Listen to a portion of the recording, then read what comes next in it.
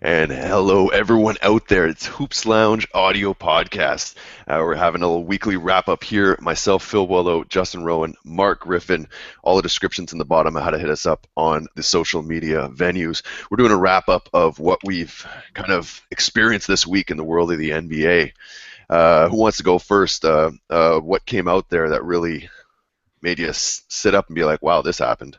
Well, I want to talk about something for a second. Jimmy Butler and his defense last night on Draymond Green, despite not winning, I think that may be the unhidden secret about maybe beating Golden State is just locking down Draymond so he's not distributing out there. He was doing a great job while he guarded him in the first half. They nearly won a game in Golden State. And I mean, I think that was a big part of why the Cavs had some success in the finals. I mean, Draymond Green did end up having back spasms, I believe, halfway through game two. But Tristan Thompson is somebody that, even though he's bigger than Draymond, he's got about 4 inches on him, he also can play and guard wing players. So he's someone that's as versatile, obviously not offensively, but at least in his defensive repertoire, he's as versatile as Draymond Green is, which allowed him to slow him down, and I think that was a big part of why the Cavs were able to hang around, even though with the injuries they had a vastly inferior roster. Oh, yeah, no, I gotta mention here that it's really hard for me to watch Cleveland right now without Kyrie. Like I had to turn it off. I really. They're good, but they're boring. Like, and that's the funny thing. Like, they're kind of like a methodical, good, well-built team, but Kyrie is the hot sauce for them. Like, he's the one that takes them to just another level, both on court and with how entertaining they are. Like, I, as a basketball fan, not even just as a Cavs fan and writer, not having Kyrie it's wearing on me. Yeah, no, that's been a bit of a tough one there. Now, obviously, this last week we've been seeing some teams doing a bit better than we thought they'd do. Boston, obviously, onto a bit of a hot start there, playing really, really good defense. We were talking about off camera there, Justin, and with a team that doesn't necessarily have the quintessential stars that most teams rely on. Well, forget just stars. They don't really have a lot of good defensive players, at least not in my eyes. Like, they have a few guards that play well defensively. Obviously, Avery Bradley, Marcus Smart would be the standouts there. Jay Crowder can play well on the wing as well. But, I mean, they're big men. You're dealing with Kelly Olynyk. You got Jared Sullinger there. Amir plays decent defense when he's healthy, but that's not always the case. It rarely is. So just to see how well they're putting it together, I thought some of the Brad Stevens hype last year was a little premature, but what they're doing this year, I'm starting to get. I'm pretty sure he's a good coach. I'm pretty sure he is. For sure. But I mean, people were talking like he was the next Red Auerbach. Like, it was getting a little out of hand, at least for my taste.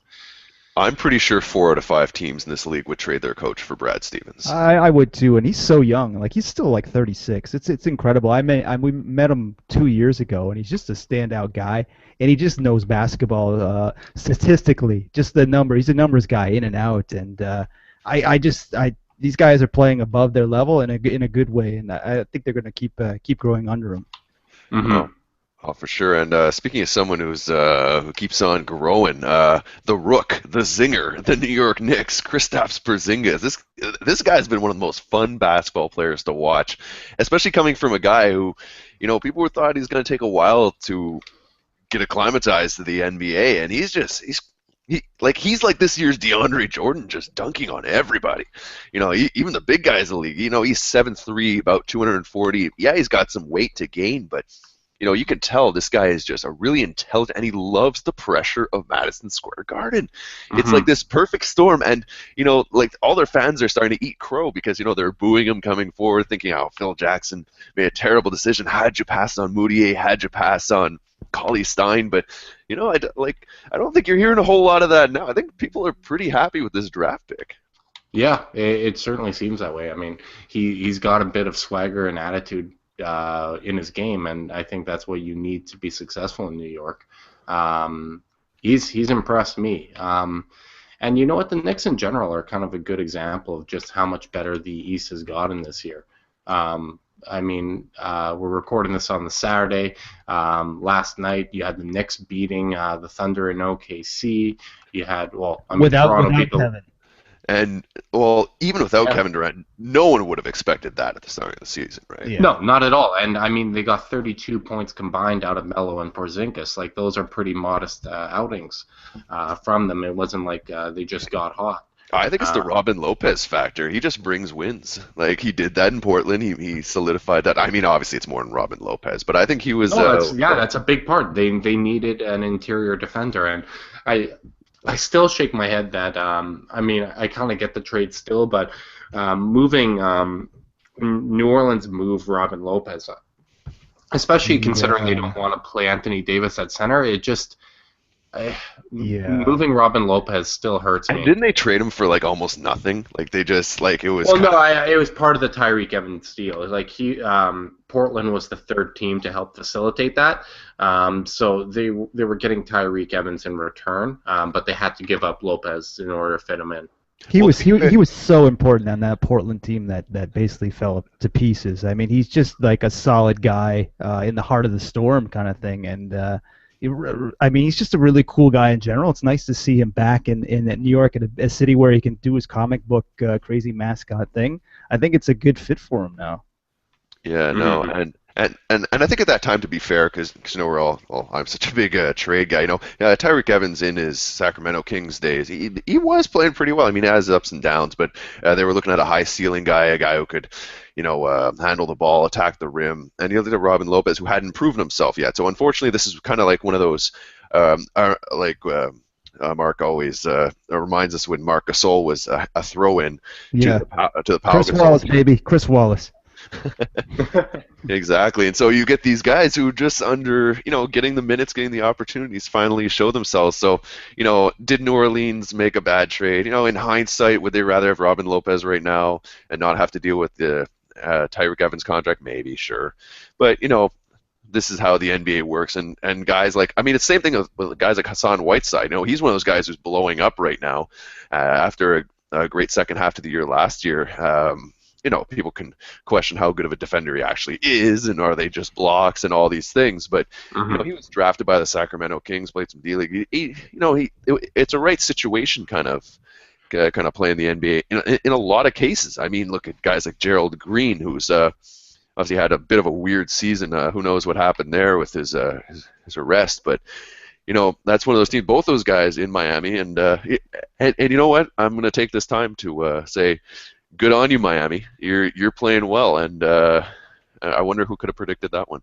Yeah, and I didn't realize that Spoelstra, I think he's now the second most longest coach with a franchise behind Pop. I think he's been there. And he's good. Years. He doesn't get enough credit at all. Not at all. No, he really doesn't. And I thought he had proven with all the adjustments he made in Miami, it wasn't just great players. There was a lot more to their success than just simply having great players, and I think he hasn't gotten the respect that he deserves for what he did in those championship years. No, he doesn't. And speaking of respect, a guy coming, you know, highly touted out of the draft last year, and number 2 overall, the Lakers, D'Angelo Russell. We're seeing a bit of an issue there, not playing the fourth quarter. He's pulling a Jonas Valanciunas at this point. I'll never understand Byron Scott. I liked him as a player beside Magic Johnson back in the day, but some of the coaching decisions he makes just really makes me scratch my head. I mean, don't save the guy. You have to learn, like what Mike Malone's doing with Moutier, making him play in the fourth. You got to learn by trial and error as a young point guard. Yeah, Byron's got to let him play. Look at Andrew Wiggins last year. He was terrible. Exactly. He was terrible for the first few months of the season. And through learning from his mistakes, he got better. And as a result of that, they now have Karl-Anthony Towns. Why are the Lakers trying to get wins? Because of they're not going to make playoffs. They're not going to make playoffs. That's the obvious answer, though. They will not tank and allow their young guys who I agree with you. I think D'Angelo Russell, Jordan Clarkson, Julius Randle should be playing massive minutes. You know, making their mistakes, doing all this. I completely agree with you. But you cannot sell that in Lakerland when Kobe Bryant's still there. Like, because they're going to miss a lot of shots. They're going to make a lot of bonehead moves. And unless you're willing to say, I'm trading you Kobe, or Kobe, like, I don't even know what you say, because I don't see Kobe taking a Kevin Garnett role like he's doing this year and just saying, we're going to lose a lot of games, but I'm going to make our team better in the future. Like if he sat down saying, I don't care what I do, I don't care how much I play, my role is to make D'Angelo Russell your next starting shooting guard, that would be a much different play. And I don't think we'd be missing him all those games. Yeah, No, but Phil, you can't make a zebra change their stripes. Kobe is what he is. He's not going to change. He's just going to fade out, and it's the ugly brand. I just think of it puts the dying franchise basketball. in a weird place because they're. Wait, is Kobe fading out, or is he crashing out? He's crashing. He's crashing. Yeah, he's looking like Peyton Manning at this point. It's brutal.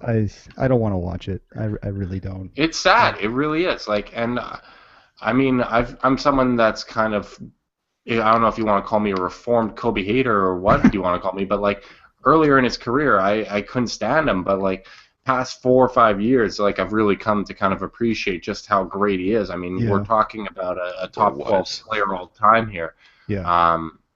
It's just, it's sad to see him in this state. It really is. And then at the other end of the spectrum, seeing Dirk just still doing it. I don't know how he's doing it. Yeah, he's just. Or Timmy.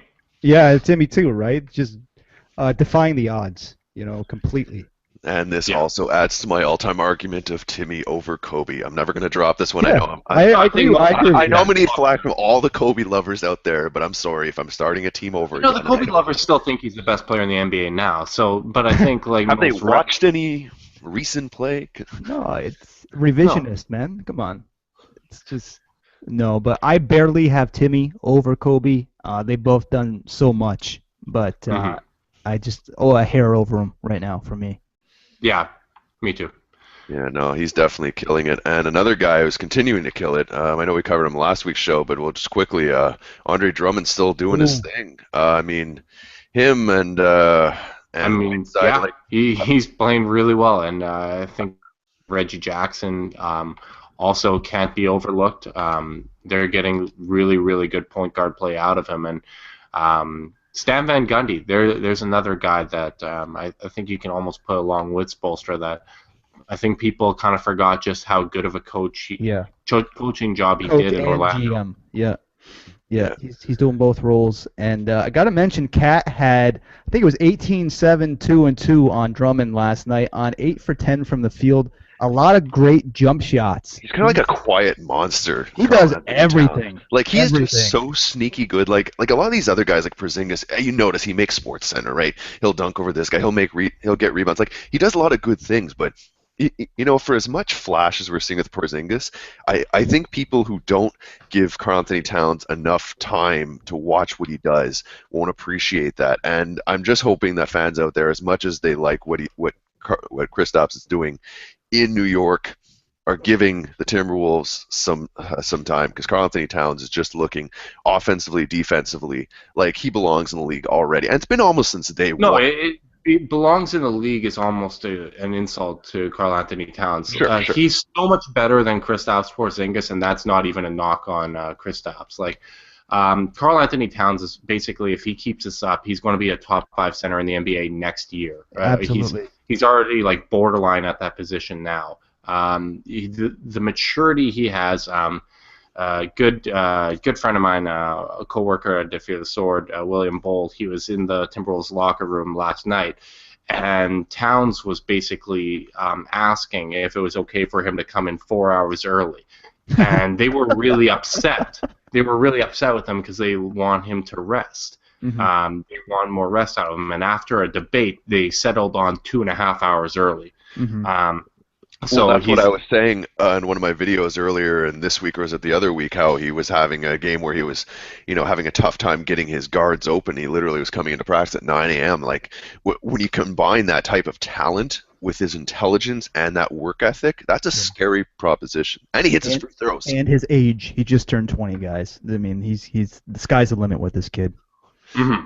Yeah. Okay, well, if the sky's the limit, I mean, this is really early, obviously small sample size, but if we're having to have one of those, like, starting our franchises again, I want to know both of your opinions. If I put these 3 names out there and you say this is going to be my guy going forward for the next 5 years.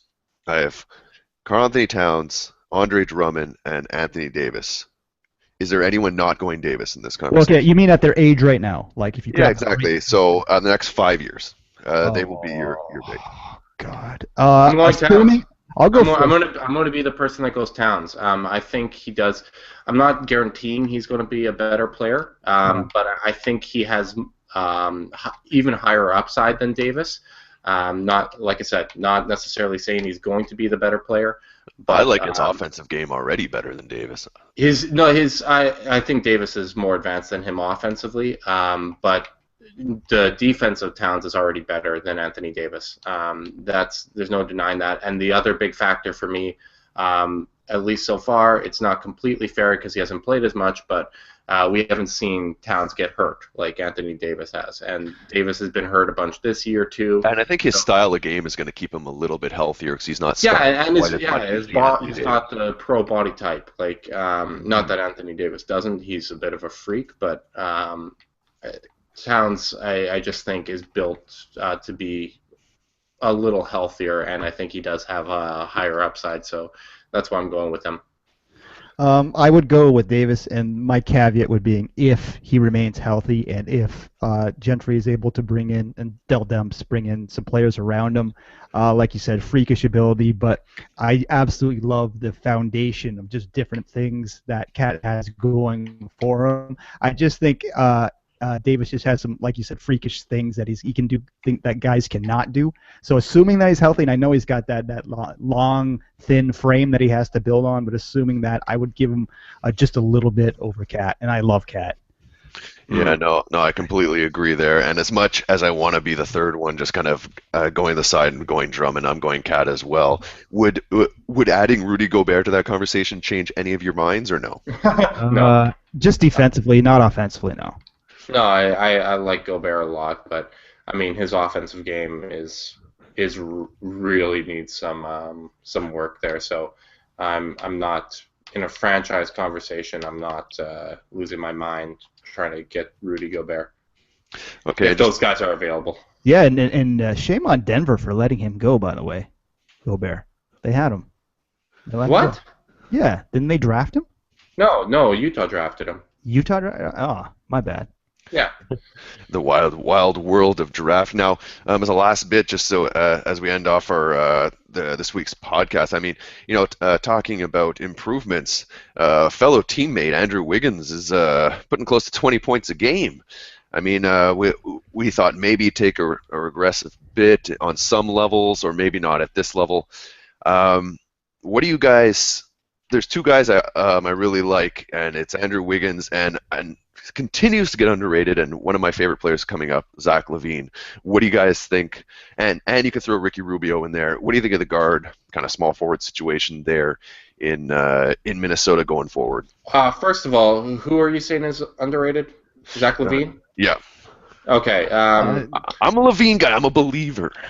I'm not that big on Zach LaVine, at least not yet. They've been playing him a lot at point guard. That's showing as a bit of a failed experiment, although they really just can't get him the minutes at shooting guard, so I'm kind of for it because he needs to play. But he's shown some potential as a spot-up shooter. He's been successful there. I don't know why you sounded so dismissive of Ricky Rubio. He's having one hell of a season, and he's showing... Oh, I didn't mean to sound dismissive. I was just saying, I was just taking the young Bounce brothers there, and then I was saying, oh, wait a minute, Ricky Rubio also has been playing well, so he deserves to be in this conversation. Yeah, and I mean, he's I believe 24 years old, 23, 24. 25, yeah. That whole team is so young. Yeah, it's ridiculous. They either have really young guys or ancient geezers. But Rubio's kind of reconstructed his shot, and right now, I mean, he's absolutely the most important player on the Timberwolves because he's the guy distributing it and getting all those young guys touches in good spots. Wiggins has been I mean, he's impressing in the areas I knew he would impress in. He's still drawing a ton of fouls. He's got an elite skill there. I can hear a big butt here, though, in your voice. Yeah, there's definitely a but coming. His passing is awful. He's not somebody. And his dribbling. Yeah, he when he gets the ball, he isn't moving it, and yeah, that results in a lot of turnovers because he's not really somebody that is capable of dribbling and creating his own shot, more or less. He's not doing a lot of things, like he's not rebounding, he's not getting assists. His steal numbers aren't that great either. And his efficiency isn't that good. I mean, his usage rate is around 30%. For those that don't know, that's the percentage of the times you touch the ball when you're on the floor, what percentage of the possessions result in either a shot attempt from you, a foul drawn by you, or a turnover. So when he's on the floor, 30% of the offense is going direct or ending in him, which is a very, very high number. And I mean, he's shooting about 42%, 31% from three. The free throws really do help his efficiency. Otherwise, those would be pretty DeMar DeRozan. Those are honestly right now his offensive game is very DeMar DeRozan. He's a better defender.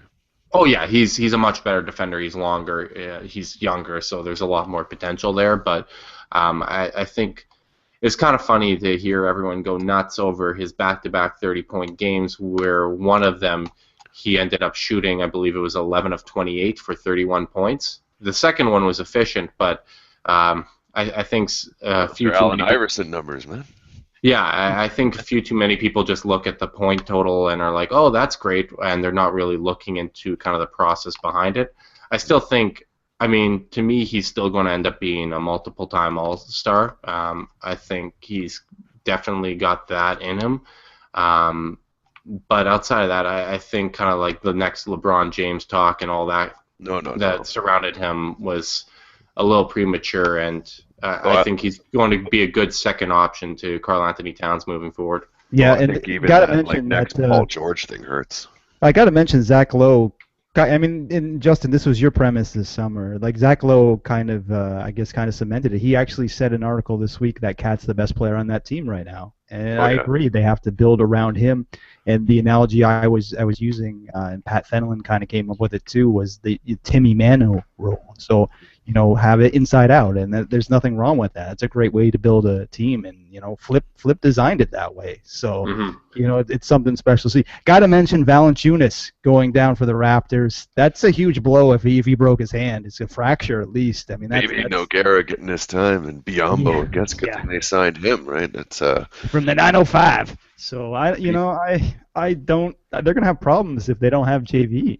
He's the man. They're going to struggle a lot, and I mean, even if you look at their schedule, they've kind of gone through the lighter portions of it.